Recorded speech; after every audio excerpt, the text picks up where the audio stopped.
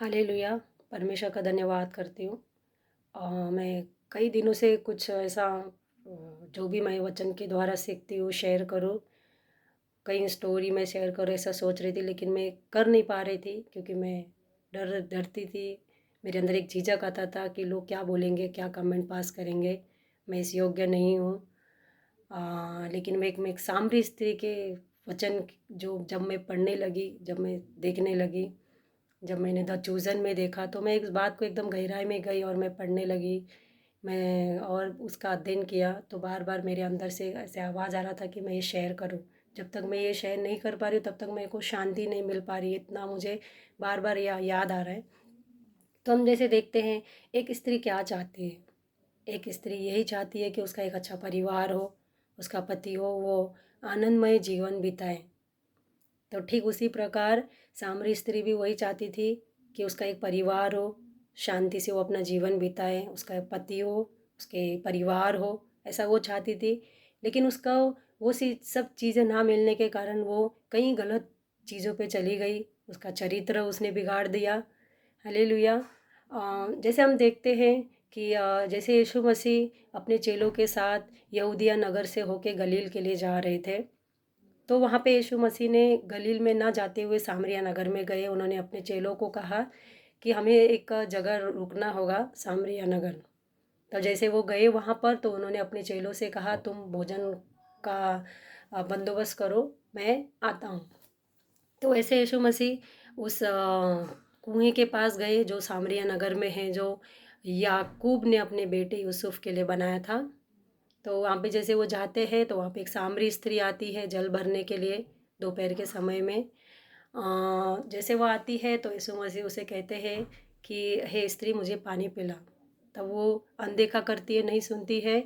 तब वो कहती है, स्त्री मुझे पानी पिला। तो कई बार यीशु मसीह उसको बोलते हैं, वो सुनती नहीं है क्योंकि वो एक चिड़चिड़ी रहती है, वो परेशान में रहती है, घृणित की रहती है, उसके अंदर एक तकलीफ़ रहता है, वो अपने जीवन में संतुष्ट नहीं रहती, इसीलिए वो परमेश्वर क्या कहता है वो सुनती नहीं है। तब वो यीशु मसीह को रिप्लाई करती है कि तू यहूदियों के मुँह सामरी से पानी क्यों मांग रहा है, और अगर मैं तुझे दे भी दूँ तो तेरे पास बर्तन नहीं है कि मैं तुझे उसमें पानी डाल के दूँ।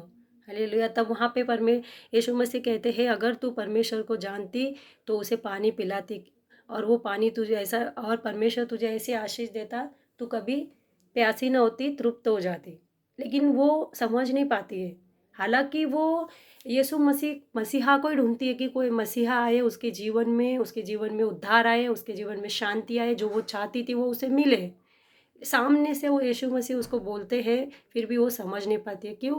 क्योंकि वो परेशान हुई रहती है, इतनी चिड़चिड़, इतनी तकलीफ़ में रहती है कि उसको पॉज़िटिव आंसर आता है, यीशु मसीह आता है, उसे बोलता है जो तू माँग रहे मैं तुझे दे रहा हूँ, लेकिन वो समझ नहीं पाती क्योंकि वो बहुत तकलीफ़ में रहती है। ठीक उसी प्रकार हम भी कई बार हमारे पास सामने वचन है, परमेश्वर का वचन हमसे कहता है, हे बोझ से दबे हुए लोगों मेरे पास आओ, मैं तुम्हें शांति दूँगा। हम अपना बोझ खुद पे ही लिए चलते हैं। और परमेश्वर ने ये भी बोला, मैं तुम्हें कभी अनाथ नहीं छोड़ूंगा, कभी तुम्हें त्यागूंगा नहीं। फिर भी हम लोग अपने नाना प्रकार की तकलीफ़ों को ऊपर भागे चले जाते हैं। परमेश्वर हमसे क्या कहता है, क्या जीवन के बारे में बताता है, वो हम ध्यान नहीं दे पाते हैं क्योंकि हम कई बार है ना थोड़ा नेगेटिविटी में चले जाते हैं, अपने जीवन के तकलीफ़ों के ऊपर ज़्यादा आकर्षित हो जाते हैं। ठीक उसी प्रकार वो नारी भी, वो स्त्री भी वही मांग रही थी, उसको वही आशीष चाहिए था, लेकिन यीशु मसीह उसके सामने आता है, वो समझ नहीं पाई थी। हालेलुया। जैसे वो समझ नहीं पाती है, तब यीशु मसीह उसके पूरे अतीत के बारे में उसे बताते हैं कि तू एक नई पति कर चुकी है, जो भी उसके अतीत में हुआ है वो सब उसको बताते हैं। तो वो ध्यान से सुनने लगती है और अपने पानी का घड़ा गिरा देती है और वो कहती है, तू तो एक नबी है। यीशु मसीह फिर उसको वापस उसके जीवन के बारे में जब बताते हैं, तब वो कहती है, सच में तू वही मसीहा है। वहाँ पे यीशु मसीह को पूछती है वो, और बोलती है, तू तू तो यहूदियों का परमेश्वर है। हम हमारे लिए, हम तो सामरी, हमारे पास कोई मंदिर नहीं है, कोई नहीं है, हम कैसे करेंगे तेरी आराधना। तब परमेश्वर कहता है कि इसी नियम को तोड़ने के लिए मैं आया हूँ जो फरीसियों ने बनाया है। तुम मुझे कहीं भी पुकार सकते हो, कोई भी समय में पुकार सकते हो, कैसे भी इंसान मुझे पुकार सकते हो। तब वो स्त्री कहती है, सच में तू मसीहा है। वो विश्वास करती है, अपने पानी के घड़े को गिरा देती है और वहाँ से भागते चिल्लाते हुए जाती है। यहाँ पे हम देखते हैं उस स्त्री के दूसरे पड़ाव के बारे में। यहाँ पे मैंने एक चीज़ सीखा, जैसे मैं भी तकलीफ़ में थी, परेशान में थी, जैसे-जैसे मैं परमेश्वर ने मुझे पुकारा, मैं जानने लगी प्रभु को, वचन पे विश्वास करने लगी, आगे बढ़ने लगी। मैं कहीं मैं स्तुति आराधना करने लगी, मैंने कहीं गीत मैं गाने लगी, मैंने विश्वास किया और मैं आगे बढ़ गई परमेश्वर में। मैं चंगाई पा गई और मेरा जीवन में शांति आ गया। तो मैं सवाल कर रही थी कि मैं क्या करना चाहिए अभी?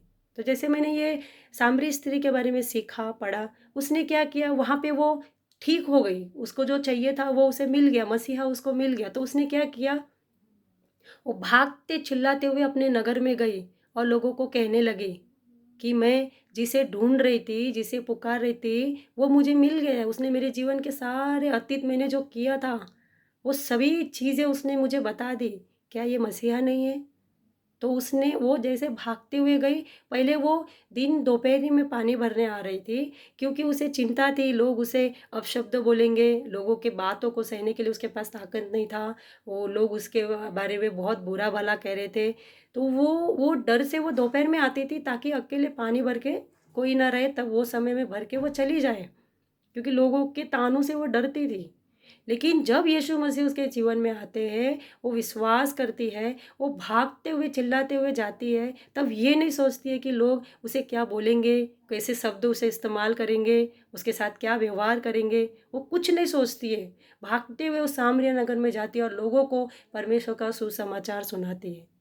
और वहीं पे वहाँ के जो लोग हैं, जो उसके बारे में बुरा-भला कहते थे, उसे देखना भी नहीं चाहते थे। हालेलुया! उसे बुरी स्त्री कह रहे थे। तब लोगों ने उसके चरित्र को नहीं देखा, लेकिन उसके मुँह से जो शब्द निकल रहे थे, उस शब्द से उसने विश्वास करने लगे वहाँ के लोग। जब उसने जैसे उसने बताया कि मसीहा हमारे जीवन में आ गया है, तब लोगों ने विश्वास किया। तो हम क्या कर रहे हैं? मैं क्या कर रही थी? मैं वही क्वेश्चन कर रही थी, मैं ठीक हो गई, मैं मुझे क्या करना है? इस स्त्री के द्वारा मैंने ये सीखा कि जैसे मैं अभी ठीक हो गई हूँ, तो मुझे लोगों को बताना है। मेरा जीवन का गवाही मुझे बताना है कि मैं ठीक हो गई हूँ। कैसे ठीक हो गई हूँ? मसीहा ने मुझे चुना, मेरे जीवन में मसीहा आ गए, तो मेरे जीवन में शांति आ गई।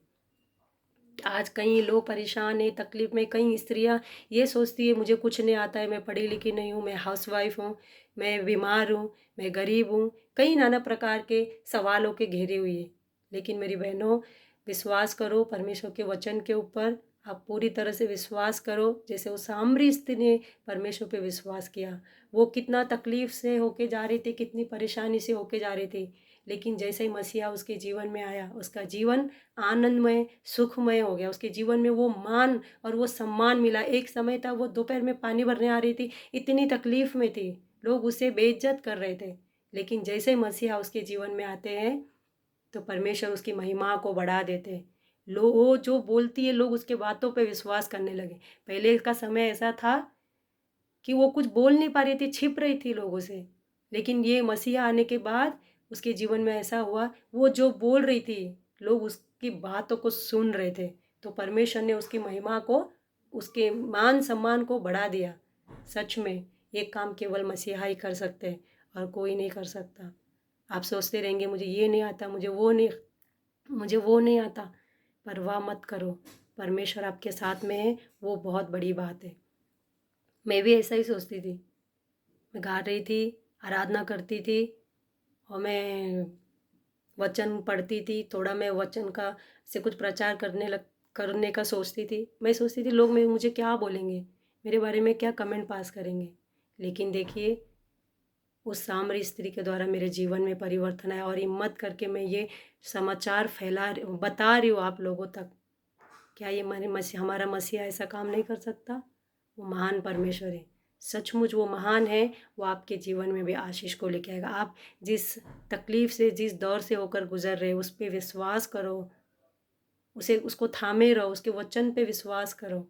परमेश्वर आपको भी उस सामरी स्त्री के जैसे आशीष देगा।